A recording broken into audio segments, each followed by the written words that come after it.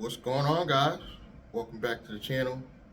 I'm in the house today. I am going to go drive for about 4 hours, but I wanted to talk to you guys real quick in the house before I forget my chain of thought. Because when you're a smoker, if you don't stay focused, you will forget like that. But what I wanted to talk to you guys about is the journey of being an entrepreneur is very, very long. I don't want that to be the title because that sounds really bad, but Glendon Cameron was right. And I was one of those stupid people that was watching Glendon Cameron for years before I finally took action. For years. So he's right when he says people will watch year after year after year and never take action. I was one of those. Um, Finally, in I will say 2017, I want to say, I finally started taking little baby steps, and I figured out a way to liquidate my brother's 401k, and because literally he had no hope, and he did some things on his very good job at Trader Joe's that I can't even repeat, without making him look bad. But he did some things where he would have to go with his tail between his legs in order to keep his job. And it was a really decent job at, I want to say, 20, at the time, 20 something an hour. I want to say like 26 damn near dollars an hour. And he was only there like 9 years. I don't know if they still pay like that. You know what I mean? But anyway, he left his job. He had a decent 401k. We were able to liquidate that. But we did a lot of things wrong. We overspent. So I don't want to come on here and try to make you guys believe I'm perfect. I've made a lot of mistakes in this journey, and it is a long journey. I think that's why Glendon was saying it's going to take time. You got to get out there and try, make those mistakes. I've been making mistakes for about 3 years now, guys, and I'm still here. I'm still here, guys.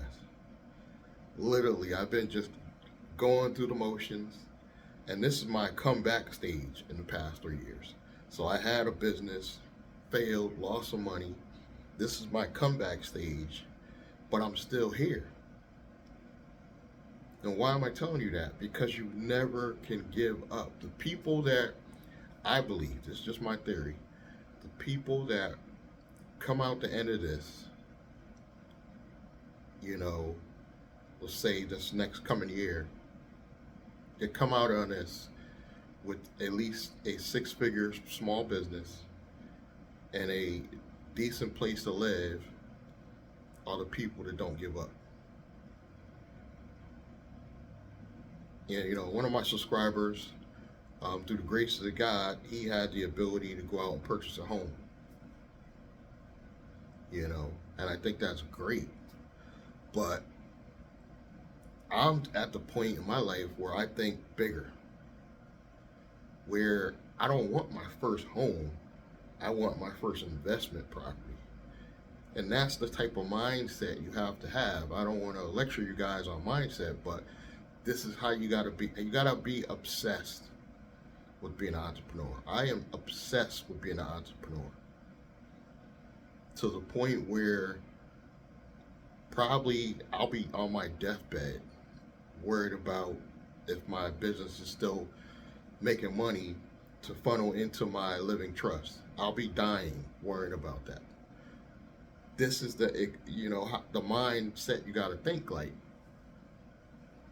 You cannot give up, and I feel like my brother just gave up after our failure and moved on with his life, and that was his choice. We are just different people. You'll find that you could be born from the same people and be totally different. I'm just so glad he's alive. He disappeared for a while. and my youngest brother was able to locate him, so he's good, he's alive, he's making money, um, but he will never be any higher than the level he is now. And I'm not saying that to brag like I'm going to be this millionaire or anything like that, but I guarantee you guys this, because I'm experiencing it now. There's never been another time in history for you to be poor and not get money in this economy to start your business. This is the easiest time. This pandemic has made it, it sounds bad because it was a tragic thing. This pandemic did kill a lot of people, but this pandemic has allowed people to get money so easily to start the business. All you need is the idea. That's where people fail and fall off. Some people don't have an idea. They go out and they go buy these new cars. The Dodge industry's blowing up, or was.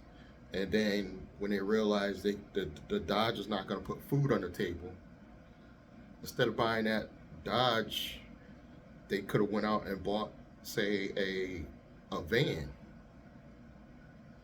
That van could have put food on the table.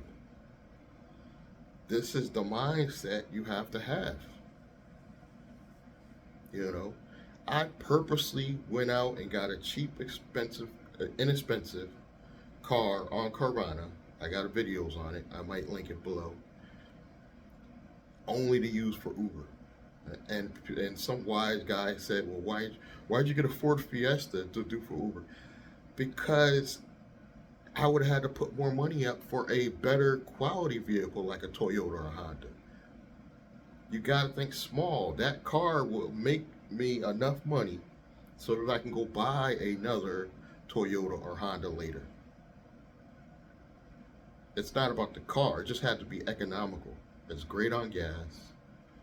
It wasn't the small hatchback version. It's a decent small car, 4 doors, to use for Uber to make more money. And now I could go back out now and go purchase another car even, put a driver in it doing some gig economy, and now I have another income stream. This is how my mind works.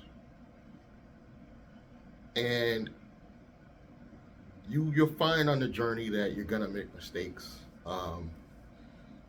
Everybody gets scams. The best you could do is minimize you getting scams, meaning if you're gonna invest in crypto, do it in small amounts. If you're gonna invest in companies, people, even me, you gotta figure out in your head, okay, I'm only gonna put up this amount because I can afford to lose this. And I did that with the Troy Mason Detegrity situation. I put up some money. It was a couple grand. And it's like $5 grand. And a lot of you also put up $5 grand, but you couldn't afford to put up that $5 grand. And you were devastated and it killed you. Of course, I was upset. And there's a couple other people that I talked to. They're still upset, but it wasn't their rent money. You see what I'm saying? And going forward, I would probably never invest that amount into any other company except myself. That's my standards now. So we're all victim to it. It happens to everybody. The one thing I did learn, though, that you're going to learn something from people even when they're quote unquote negative. Like that, the 25X Club, aka Zetegrity situation.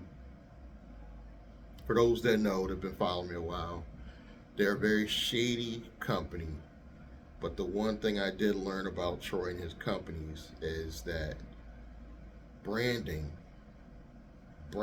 yourself is very important, because he had a failed brand and immediately you see him start building up a new brand.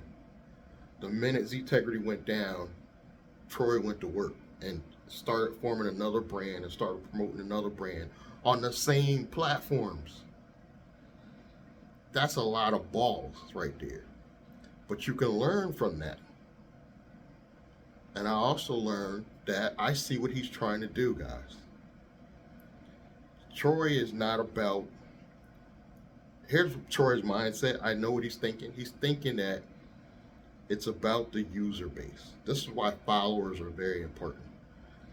Troy knows that if he can get several thousand followers on a consistent basis, paying a small fee every month, that is enough to go sell your company even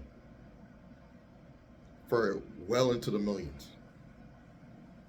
You can literally set up an entity or a platform and build up enough users, say 10,000 users on the platform, but consistently spending a small amount. Literally, they could be spending $20 each times 10,000 people. You do the math.